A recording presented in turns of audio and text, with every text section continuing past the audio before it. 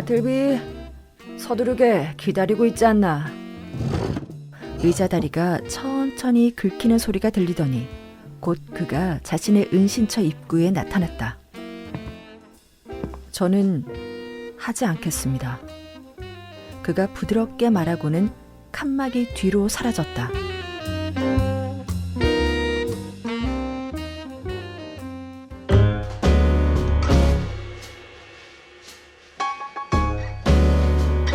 허먼 멜빌의 필경사 바틀비.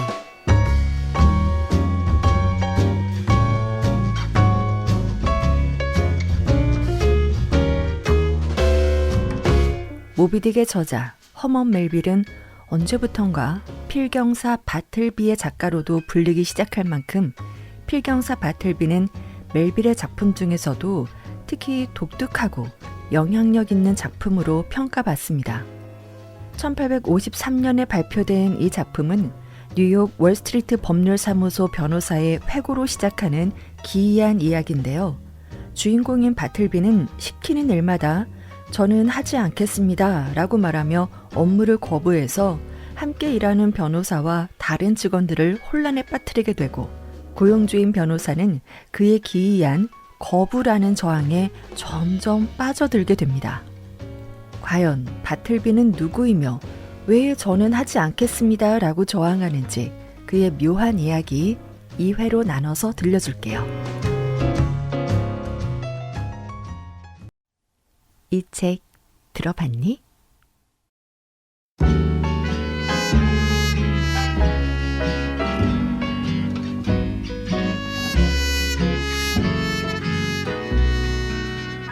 나는 꽤 나이 든 사람이다. 지난 30년 동안 나의 직업 특성상 평범한 사람보다는 다소 특이하고 흥미로운 사람들과 만나왔다. 내가 알고 있는 한 그들, 그러니까 법률서기나 필경사에 대해 쓰인 글은 아직 없다. 나는 직업적으로나 사적으로 많은 필경사들을 알고 있으며 원한다면 점잖은 신사를 웃게 할 수도, 감성적인 사람들은 눈물을 흘리게도 할 수 있는 이야기를 들려줄 수 있다. 하지만 다른 필경사들의 이야기는 접어두고 내가 만나본 필경사들 중에서 가장 이상한 필경사인 바틀비의 삶에 대해 이야기하고자 한다. 다른 법률 서기관들에 대해서는 완전한 생애를 쓸 수도 있지만 바틀비의 경우는 불가능하다.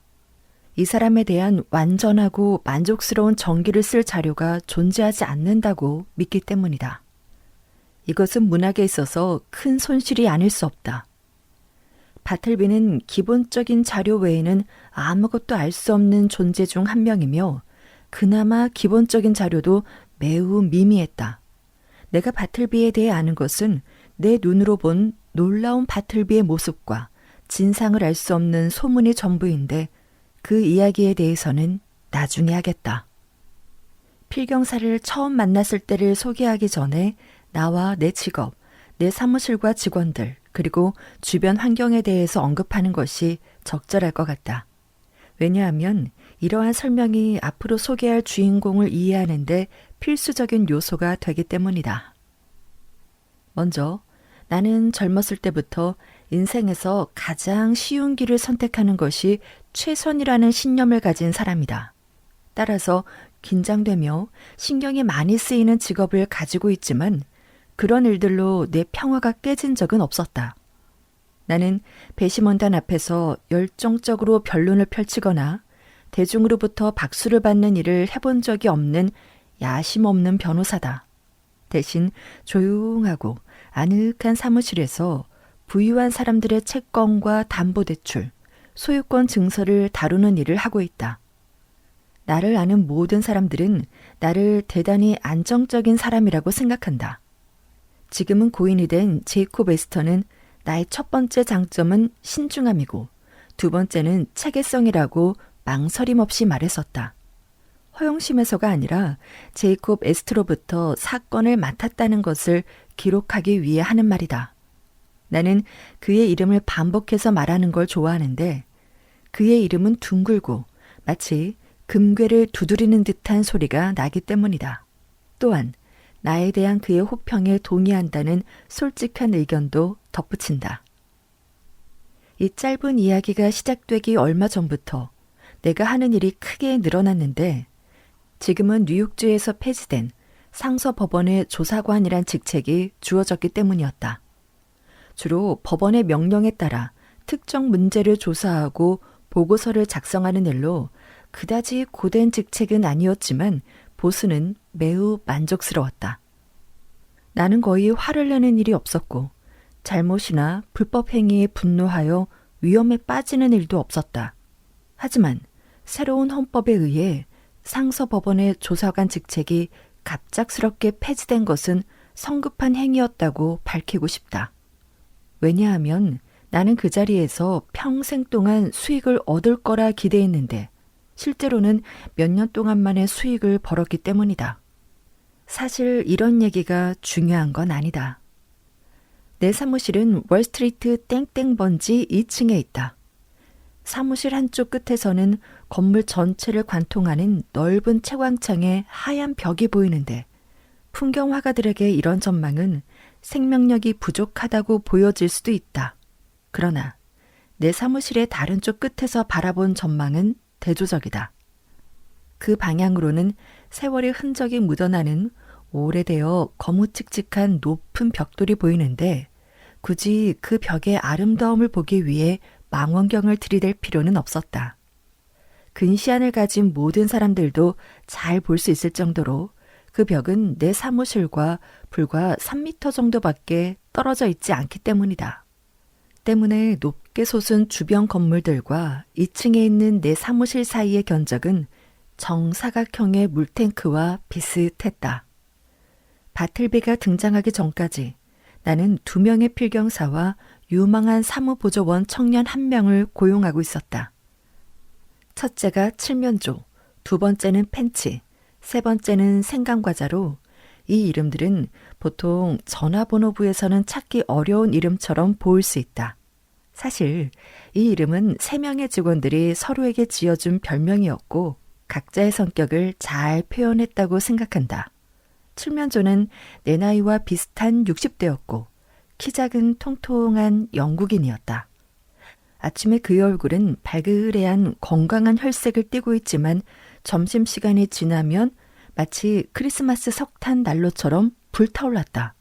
그리고 오후 6시쯤이 되면 붉은 빛은 서서히 가라앉고 그 이후에는 그의 얼굴을 더 이상 볼 수 없었다. 그의 얼굴은 태양과 함께 정오의 절정에 달하고 다음날 다시 떠올랐다가 저물기를 반복하는 것 같았다.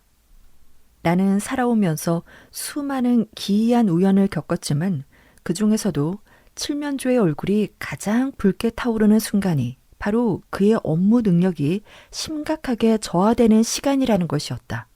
그렇다고 그가 게으르거나 그의 일을 싫어한다는 건 아니다. 오히려 그 반대로 열정이 넘치는 것이 문제였다. 그는 이상하게 흥분하거나 허둥대며 무모한 행동을 했는데 잉크병에 펜을 담그는데도 조심성이 없었다. 내 문서에 그가 남긴 잉크 얼룩은 모두 정오 이후에 생긴 것이었다. 실제로 그는 오후만 되면 경솔한 행동으로 얼룩을 남겼을 뿐만 아니라 어떤 날은 소란스럽기까지 했다. 그럴 때면 그의 얼굴은 마치 무연탄 위에 숯을 쌓아놓은 것처럼 타올랐다. 그는 의자를 끌며 불쾌한 소리를 냈고 잉크를 말리기 위한 모래상자를 쏟았으며 펜촉을 다듬다가 부러뜨려 바닥에 내동댕이 쳤다. 그리고 벌떡 일어나 책상 위에 몸을 기댄 채 품위 없이 서류를 뒤적이는 노인의 모습을 본다는 것은 정말로 슬픈 일이었다. 그럼에도 불구하고 그는 여러 면에서 나에게 소중한 사람이었고 정오가 되기 전까지는 매우 빠르고 안정된 속도로 누구보다 많은 양을 해내는 사람이었다. 때문에 이런 이유로 나는 그의 기이한 행동을 눈감아 줄 수 있었다. 비록 가끔 그에게 잔소리를 하긴 했지만 말이다. 하지만 나는 충고할 때도 매우 예의 바르게 부드럽게 말했는데 아침에는 가장 공손하고 온화하며 존경심이 넘치는 사람이 오후에는 작은 일에도 무례하고 거친 말과 행동을 했기 때문이었다. 나는 그의 오전 업무를 높이 평가해 그와 함께 쭉 해야겠다고 생각하다가도 그의 불쾌한 행동으로 불편함을 느꼈다. 그러나 나는 평화를 사랑하는 사람이었기 때문에 그에게 충고에 부적절한 반응을 유발하고 싶지는 않았다. 그래서 어느 토요일 오후, 그는 항상 토요일에 상태가 더 나빠졌다. 나는 그에게 아주 친절하게 말했다. 이제 나이가 들었으니 일을 줄이는 것이 좋을 것 같다고. 그러니까 12시 이후에는 점심을 먹고 사무실로 돌아오지 말고 곧장 집으로 돌아가 티타임까지 쉬는 게 어떻겠냐고 제안했다. 하지만 그는 오후 업무를 고집했다. 그는 사무실 저편에서 긴 자를 휘두르며 오전에 업무가 유용했다면 오후에는 얼마나 더 중요하겠냐고 벌겋게 달아오른 얼굴로 나를 설득했다. 변호사님, 저는 당신의 오른팔입니다.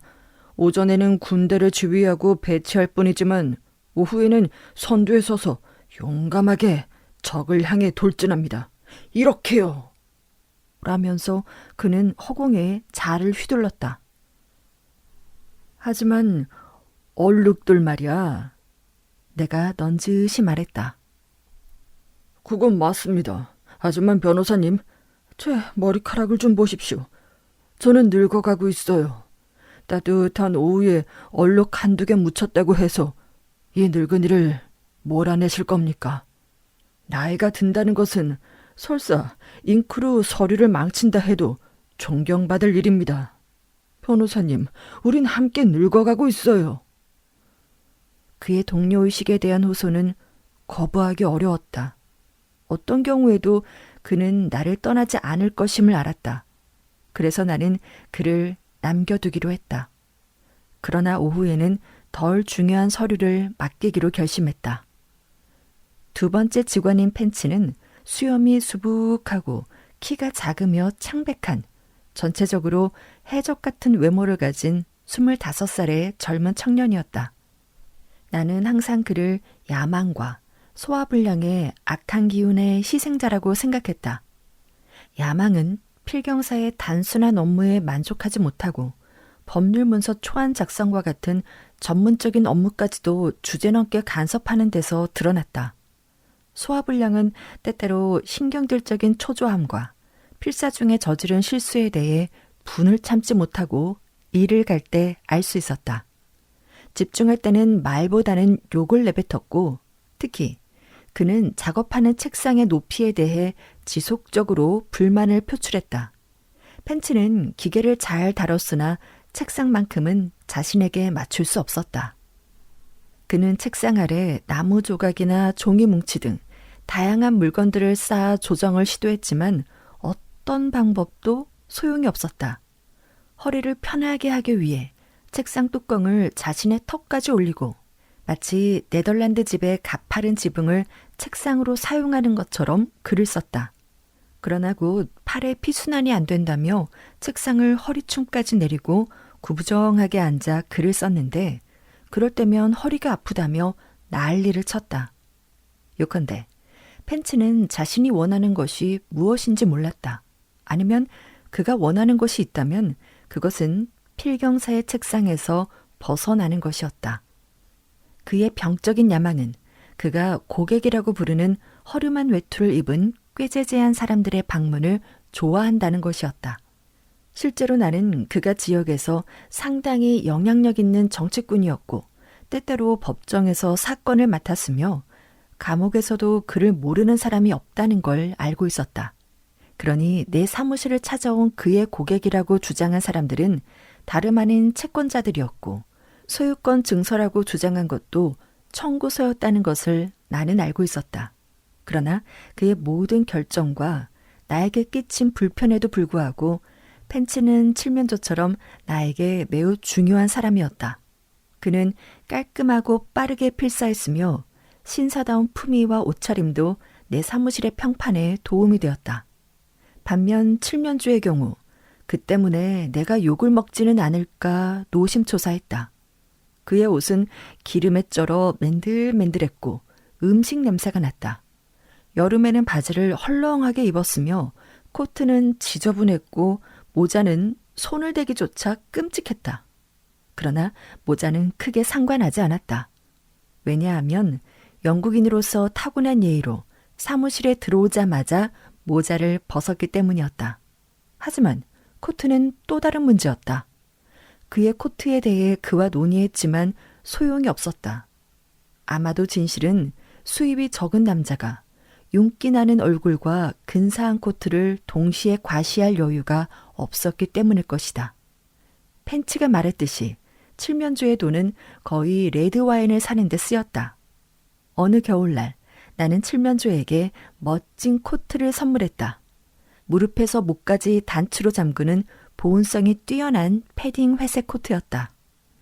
칠면조에게 호의를 베풀면 오후의 성급함과 소란스러움이 줄어들 것이라 생각한 것이다.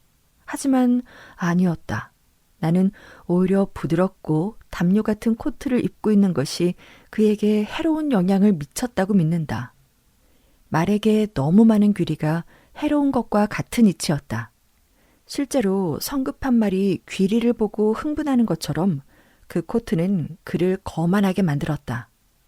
칠면조의 제멋대로인 음주 습관에 대해 나는 어느 정도 추측을 하고 있었지만 펜치에 대해서는 어떤 결점이 있더라도 술을 절제할 줄 아는 청년이라는 점은 확신하고 있었다. 그러나 사실 그는 태어날 때부터 신경질적인 성질로 채워져 있어서 굳이 브랜디 같은 술은 필요하지 않는 것 같았다.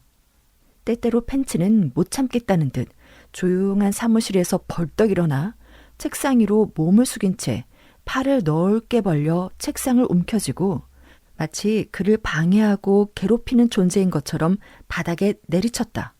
정말이지 이런 모습을 볼 때마다 그에게는 물탄 브랜디가 필요하지 않다는 생각이 들었다. 소화불량이라는 특이한 원인으로 인해 펜치의 신경질적인 반응은 오전에만 나타났고 오후에는 비교적 온화하다는 것이 나에게는 다행이었다.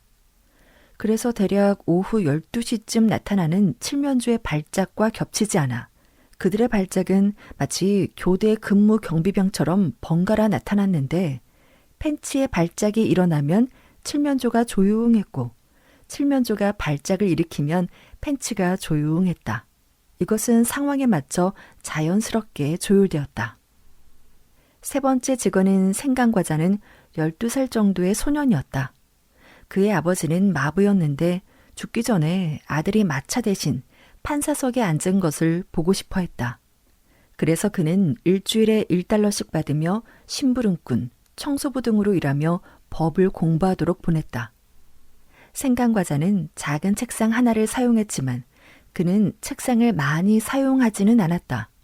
서랍을 열어보면 다양한 종류의 건과류 껍질이 가득 들어있었다.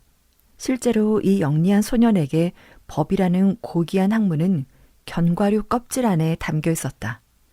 생강과자의 많은 업무 중 하나가 칠면조와 펜치를 위해 케이크와 사과를 조달하는 것이었다. 법률 문서를 필사하는 것은 지루하고 까다로운 일이었기 때문에 두 필경사들은 세강과 우체국 근처 노점에서 파는 스피챈버그 사과로 자주 입을 축였다. 또한 작고 납작하고 동그란 매운맛이 나는 과자를 사오게 했다. 칠면조는 일이 지루한 추운 아침에 6개에서 8개의 1페니에 파는 이 과자를 수십 개씩 집어 삼켰는데 그가 펜을 긁는 소리와 바삭거리는 소리가 섞여 들렸다. 오후가 되면 불같이 타오르는 칠면조가 저지르는 큰 실수 중 하나는 생강과자에 침을 묻혀 저당권 문서에 인장으로 붙였던 일이었다. 그때 나는 너무 화가 나 그를 해고할 뻔했다. 그러나 그가 동양식으로 허리를 굽히며 변호사님의 문구류는 제 돈으로 샀습니다 라고 말하면서 나를 달랬다. 나는 원래 직업인 부동산 양도 및 소유권 관련 변호, 난해한 문서 작성의 업무와 함께 상서법원의 조사관 직책을 맡으면서 일이 크게 늘어났다. 따라서 필경사들의 일도 많아졌으며 그들을 재촉하기도 했으나 추가적인 필경사 고용이 필요했다. 어느 날 아침 신문 광고를 보고 젊은 남자가 찾아왔다. 여름이라 사무실 문이 열려 있었고 그는 아무런 움직임 없이 문턱에 서 있었다. 나는 지금도 그의 모습을 기억하고 있는데 창백한 얼굴에 단정하고 가여울 정도로 정중했으며 어찌할 수 없을 정도로 쓸쓸한 모습이었는데 그게 바로 바틀리였다. 나는 경력에 대해 몇 마디 얘기를 나눈 후 그를 채용했다.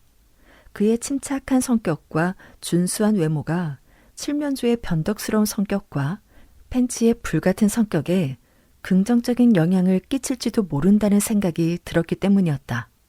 아, 미리 말했어야 했는데 내 사무실은 유리로 된 접이식 문을 사이에 두고 두 공간으로 나뉘어 있다.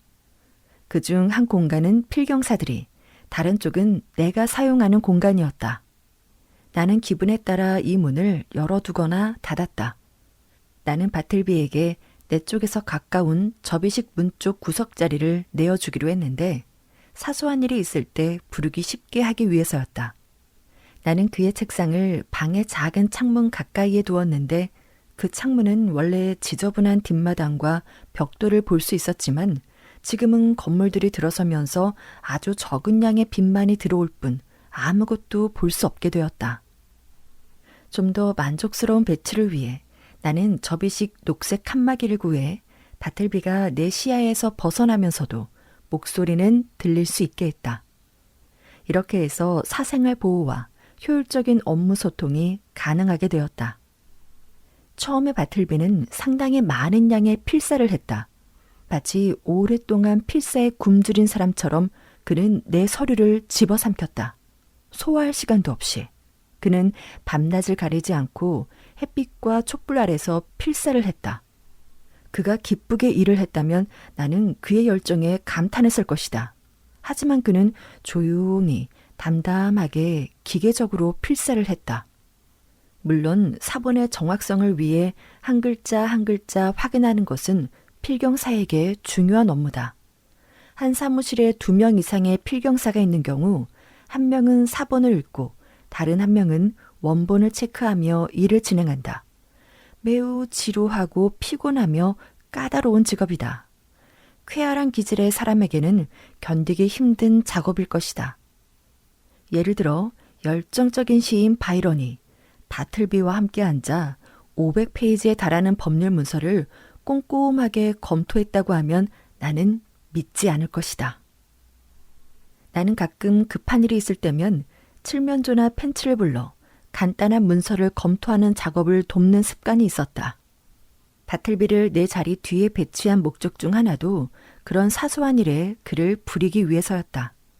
아마도 그가 출근한 지 사흘째 되던 날이었을 것이다.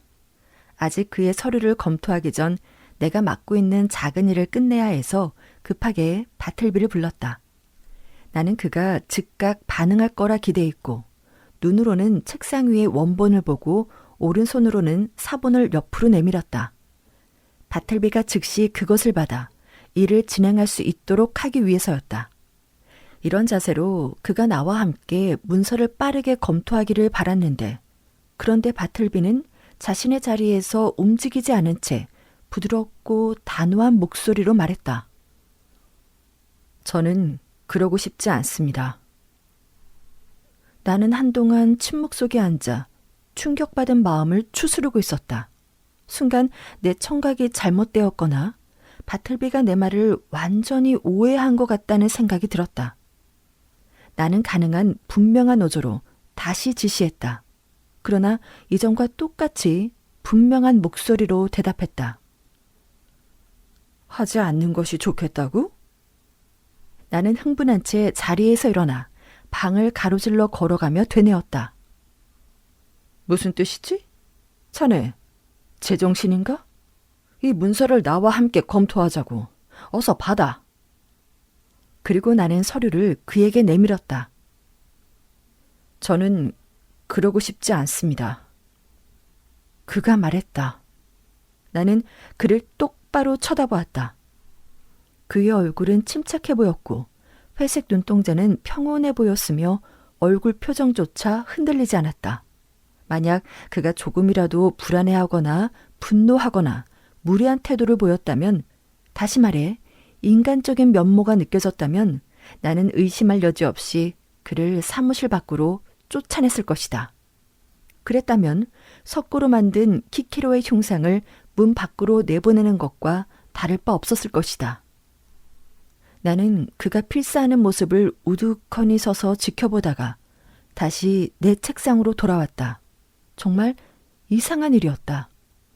어떻게 해야 한단 말인가? 하지만 내 업무가 너무 급해서 당분간 이 일을 잊기로 하고 나중에 여유가 생기면 다시 생각하기로 했다. 그래서 다른 방에 있는 펜치를 불러 문서를 신속하게 검토했다. 며칠 후 바틀비는 긴 문서 내부의 필사를 마쳤다. 그것은 고등법원에서 내게 맡긴 일주일간의 증언 내용들이었다. 중요한 소송이었기 때문에 매우 정확해야 했다. 모든 준비를 마친 후 나는 칠면조, 펜치, 그리고 생강과자를 옆방에 불러 4개의 사본을 4명의 필경사에게 나눠주고 나는 원본을 읽을 예정이었다. 칠면조, 펜치, 생강과자가 한 부씩 받아 앉았을 때 나는 바틀비에게 합류하라고 불렀다. 바틀비, 서두르게 기다리고 있지 않나? 카펫이 깔리지 않은 바닥에서 의자 다리가 천천히 긁히는 소리가 들리더니 곧 그가 자신의 은신처 입구에 나타났다. 무슨 일이죠? 그가 온화하게 물었다. 필사본, 서류 4본 말이야. 내가 서둘러 말했다. 읽으면서 검토하자고. 자, 이건 자네 거야. 내가 4번째 사본을 그에게 건네며 말했다. 저는 하지 않겠습니다. 그가 부드럽게 말하고는 칸막이 뒤로 사라졌다. 잠시 동안 나는 필경사들 앞에서 소금 기둥이 되어 서 있었다. 정신을 차리고 나서 칸막이 쪽으로 다가가 왜 그런 비상식적인 행동을 했는지 물었다. 왜 못하겠다는 거지? 저는 하지 않는 것이 좋겠습니다. 만일 다른 사람이었다면 나는 분노에 휩싸여 그를 치욕스럽게 내쫓았을 것이다. 그러나 바틀비에게는 나를 무장해제시키는 놀라운 무언가가 있었다. 나는 그가 알아듣게 설명하기 시작했다. 우리가 지금 검토하려 하는 것은 자네가 작성한 사본이야. 자네의 일을 덜어주는 거라고. 왜냐하면 한 번의 검토로 4개의 문서를 모두 확인할 수 있으니까. 다들 이렇게 한다고. 모든 필경사들은 자신의 문서를 검토하는 걸 도와야 해. 그렇지 않나? 자, 어서 대답하라고. 저는 하지 않는 게 좋겠습니다. 그가 나지막한 목소리로 대답했다. 내가 그에게 말하는 동안 그는 내가 하는 모든 말을 신중하게 되짚어보고 그 의미를 완전히 이해했으며 거부할 수 없다는 결론을 내렸지만 어떤 중요한 이유 때문에 그렇게 대답할 수밖에 없는 것처럼 보였다. 그러니까 자넨 내 요구를 따르지 않기로 한 건가? 관례와 상식에 따른 요청인데도. 그는 그 점에 대해서는 내 판단이 옳다는 것을 이해시켜 주었다. 그러나 그의 결정을 돌이킬 수는 없는 것이었다. 사람이 전례 없이 부당한 봉변을 당하면 자신의 평범한 신념이 흔들리는 경우가 있다. 그리고 놀랍게도 모든 정의와 이성이 반대편에 있다고 막연히 추측하게 된다. 따라서 만일 이해관계가 없는 제3자가 그 자리에 있다면 흔들리는 마음을 다잡기 위해 그들에게 의지하게 된다. 칠면조, 자네는 어떻게 생각하나? 내가 물었다. 내가 옳지 않나? 변호사님, 칠면조가 온화한 어조로 말했다. 변호사님이 맞다고 생각합니다. 벤치, 자네는 어떻게 생각하지? 사무실에서 쫓아내야 할 것 같아요. 섬세한 독자라면 현재 상황이 오전 시간임을 감안해 칠면조의 대답은 정중하고 차분한 반면 펜치는 신경질적인 어조로 대답한다는 것을 알 수 있을 것이다. 다시 말해 펜치의 신경질적인 태도는 근무 중이고 칠면조는 쉬고 있는 것이다. 생강과자. 나는 작은 지지라도 얻고자 물었다. 넌 어떻게 생각하지? 저는 그가 조금 미친 것 같아요. 생강과자가 웃으며 말했다. 이 사람들이 말하는 걸 들었지? 내가 칸막이를 향해 돌아서며 말했다. 나와서 어서 자네의 일을 하라고. 하지만 그는 아무 대답도 하지 않았다. 나는 심각하게 고민하며 잠시 생각에 잠겼다. 하지만 다시 한번 일이 급해 이 일은 나중으로 미루기로 결심했다.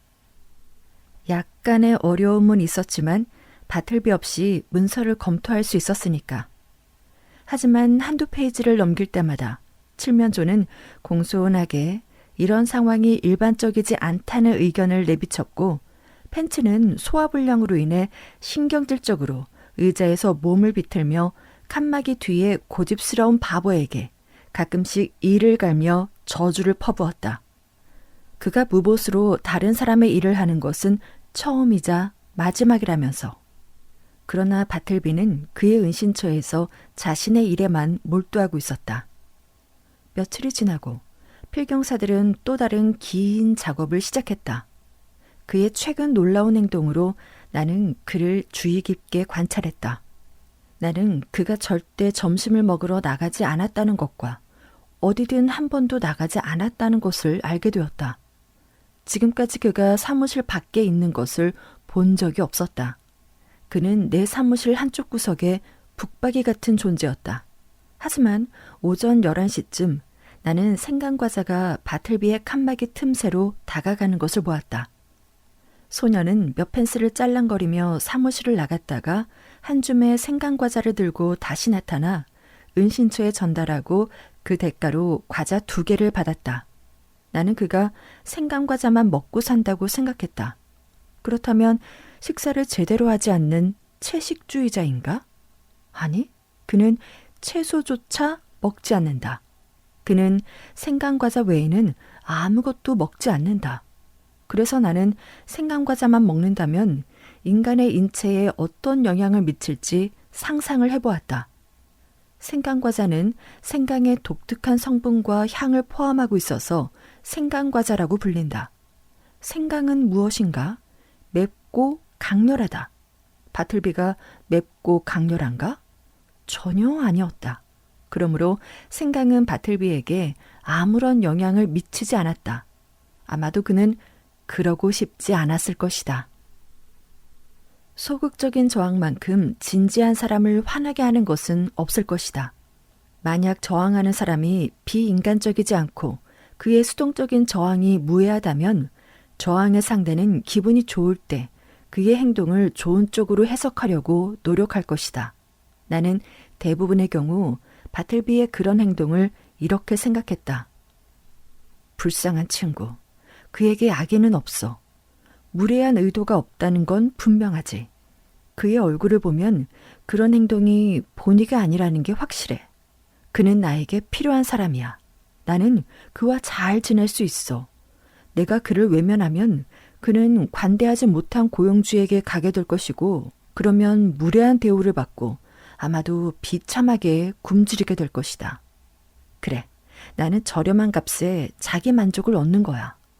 바틀비의 친구가 되어주고 그의 이상한 고집을 받아들이는 것은 나에게 거의 비용이 들지 않으면서도 결국 내 양심에 달콤한 양식을 남기는 것이 될 거야. 하지만 이런 기분이 항상 유지되지는 않았다. 바틀비의 수동성은 때때로 나를 짜증나게 했다. 그리고 그와 새로운 대립관계를 만들어 이상하게도 그에게서 나와 같은 분노의 불꽃을 끌어내고 싶다는 이상한 충동을 느꼈다. 하지만 그건 비누 한 조각을 손에 들고 손가락을 비벼 불을 붙이려고 시도하는 것과 마찬가지였다. 그러나 어느 날 오후 내 안의 사악한 충동이 나를 지배했고 다음과 같은 장면이 벌어졌다. 바틀비, 내가 말했다. 그 서류들을 모두 필사하면 나와 함께 검토를 해야 해. 저는 하지 않겠습니다. 뭐라고? 계속 고집을 부릴 생각은 아니겠지? 대답이 없었다.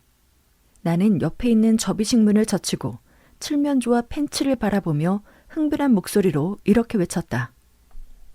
벌써 2번째 서류를 검토하지 않겠다고 하는데 어떻게 생각하나, 칠면조. 기억을 더듬어 보니 오후였다. 칠면조는 마치 난로처럼 뜨겁게 달아올라 있었고 그의 대머리에서는 김이 나고 있었으며 그의 손은 얼룩진 서류를 뒤적이고 있었다. 어떻게 생각하냐고요?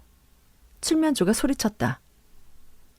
간막이 뒤로 가서 그의 눈이 까맣게 멍들 때까지 패주겠어요. 그렇게 말하며 칠면조는 자리에서 일어나 2 팔을 벌려 격투기 자세를 취했다. 나는 점심시간 후 칠면조의 전투성을 자극한 것에 놀라 그를 말렸다. 안깨나 칠면조. 내가 말했다. 펜치의 말도 들어보자고. 펜치, 자네는 어떻게 생각하지? 내가 지금 바로 바틀비를 해고하는 게 정당하겠나? 죄송하지만 그건 변호사님이 결정하실 문제입니다. 그의 행동은 매우 이상하고 사실 칠면조와 저에게는 부당한 일이죠. 하지만 단지 지나가는 변덕일 수도 있어요. 내가 외쳤다. 자네는 이상하게도 마음이 바뀌었군. 지금은 바틀비에 대해 아주 너그럽게 말하고 있어. 모든 게 맥주 때문이에요. 칠면조가 외쳤다. 펜치가 온화해진 건 맥주의 영향 때문이에요. 오늘 펜치와 점심을 먹었거든요. 그럼 제가 가서 녀석의 눈을 한 대 갈겨줄까요? 바틀비를 말하는 건가? 아니. 오늘은 아니야, 칠면조. 내가 대답했다. 그러니 제발 그 주먹 좀 내리게. 나는 문을 닫고 다시 바틀비 쪽으로 걸어갔다. 나는 또다시 강한 유혹을 느꼈다. 다시 거부당하고 싶은 강한 욕망을. 그러다 바틀비는 한 번도 사무실 밖으로 나가지 않았다는 사실이 떠올랐다. 바틀비, 내가 말했다. 생강과자가 없으니 우체국에 가서 걸어서 3분이면 갈 수 있는 거리였다. 내게 우편이 왔는지 확인을 해주게. 저는 그러고 싶지 않습니다. 안 가겠다고? 그러고 싶지 않아요. 나는 비틀거리며 책상으로 가서 깊은 생각에 잠겼다. 나의 맹목적인 고집이 되살아났다. 내게 고용된 이 깡마르고 물푼인 녀석에게 굴욕적으로 거부당할 수 있는 일이 또 있을까? 완벽하고 합리적인 요구지만 거부당할 것이 확실한 그런 일 말이다. 바틀비. 대답이 없었다. 바틀비. 더 큰 목소리로 불렀다. 대답이 없었다. 바틀비. 나는 소리쳤다. 마치 마법의 주문에 따라 소환된 것처럼 3번째 부름에 그가 은신처 입구에 나타났다. 옆방으로 가서 벤치에게 오라고 해주게. 그러고 싶지 않아요. 그는 공손하게 천천히 말하고 사라졌다. 좋아, 바틀비. 나는 차분하고 엄격하게 통제된 어조로 곧 다가올 끔찍한 보복을 암시하며 말했다. 그 순간 나는 그런 의도를 반쯤 가지고 있었다. 그러나 퇴근 시간이 가까워지면서 모자를 쓰고 집으로 걸어가는 것이 최선이라고 생각했다.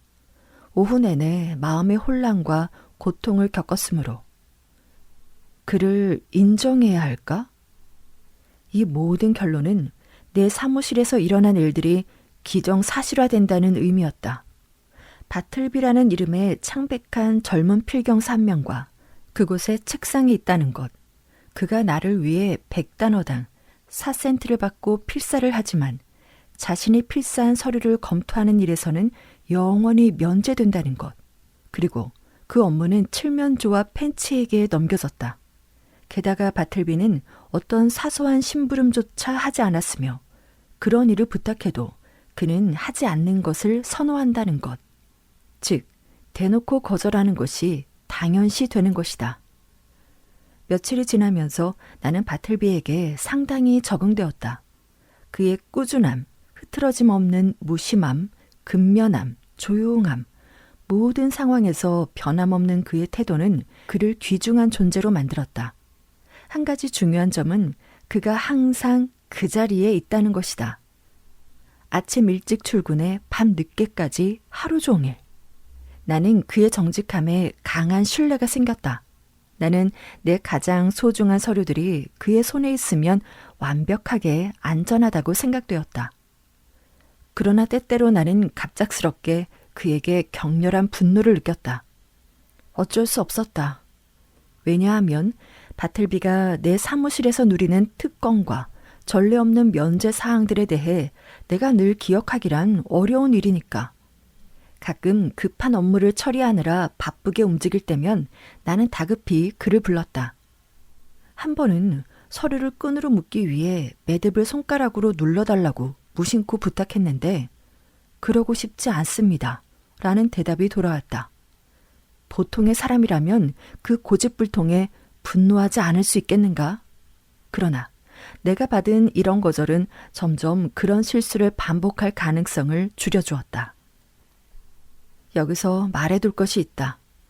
밀집된 거리에 있는 대부분의 법률 사무실이 그렇듯 내 사무실에도 여러 개의 열쇠가 있다. 하나는 옥탑방에 사는 여자가 가지고 있는데 그녀는 매주 내 사무실을 쓸고 닦고 먼지를 턴다. 또 하나는 편의상 칠면조가 가지고 있었으며 세 번째 열쇠는 내가 직접 주머니에 넣고 다녔다. 그리고 네 번째 열쇠는 누가 가지고 있는지 몰랐다.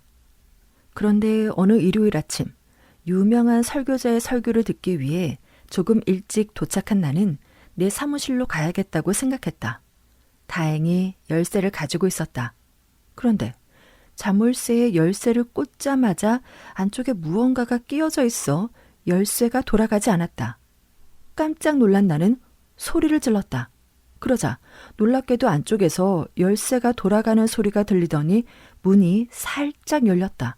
그리고 마른 얼굴이 불쑥 나타났다. 그는 바틀비라는 유령이었다. 민소매의 너덜너덜한 차림의 그는 조용히 미안하다고 말하며 지금은 바쁘니 나를 사무실로 들여보내고 싶지 않다고 했다. 게다가 내가 주위를 두세 바퀴 더 돌고 올 때쯤이면 아마도 자신의 일이 끝나 있을 것이라고 말했다. 일요일 아침 내 사무실에 바틀비가 있다는 것은 전혀 예상하지 못한 일이었고 내 사무실에 기거하면서도 신사다운 태도와 시체 같은 몰골로 단호하게 행동한 그의 모습은 나에게 이상한 영향을 미쳤다. 나는 즉시 내 사무실 문에서 물러나 그가 원하는 대로 했다. 그러나 설명할 수 없는 필경사의 뻔뻔한 태도에 나는 무력하게나마 반항심이 생기기는 했다. 사실 그의 놀라운 온화함은 나를 무장해제시켰을 뿐만 아니라 나를 무력하게 만들었다. 왜냐하면 자신이 고용한 사람에게 지시를 받고 심지어 사무실에서 나가라는 명령을 받은 것은 일종의 무력화된 상태라고 생각했기 때문이다. 게다가 나는 바틀비가 일요일 아침에 민소매 차림으로 내 사무실에서 무엇을 하고 있을지 매우 불안했다. 무슨 일이 있는 걸까? 아니, 그럴 리 없다. 바틀비가 부도덕한 사람이라고는 단 한순간도 생각해보지 않았으니까. 하지만 그는 거기서 뭘 하고 있었을까? 필사를 하고 있었을까? 다시 말하지만 그의 기이한 행동이 무엇이든 간에 바틀리는 매우 예의 바른 사람이었다. 그는 거의 나체 상태로 책상에 앉아있을 사람이 아니란 말이다. 게다가 일요일이었다. 바틀비가 세속적인 일로 일요일의 예법을 어길 거라고는 생각할 수도 없었다.